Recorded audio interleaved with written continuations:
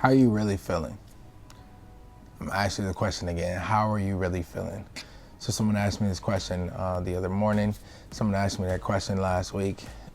People have asked me that question a ton of times. And if I'm honest, I don't know if I've actually had the opportunity to process everything that's been happening in the world. But you also have been experiencing things that's been happening in the world. I'm wondering, I just want to ask this question. How are you really feeling?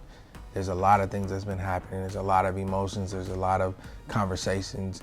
I was having a conversation with my son the other day, and he made me just frustrated.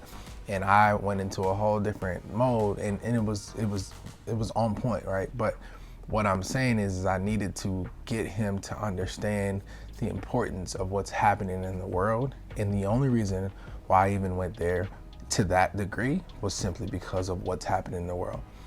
If I answered that question, how I'm really feeling, I'm gonna tell you, I'm exhausted. I have these glasses on to help mask the exhaustion of what my body feels and how tired I am. But I keep going and I keep moving, because at the end of the day, we all have to keep going and keep moving. But I'm sure that I'm not the only person who's done that. I'm sure I'm not the only person who has been just tired emotionally or mentally or physically, or whatever that may be. So for you, I want to ask you this question. How are you really doing? Send me a text. I really want you to send me a text. I mean that. Send me a message. I would love to talk to you about.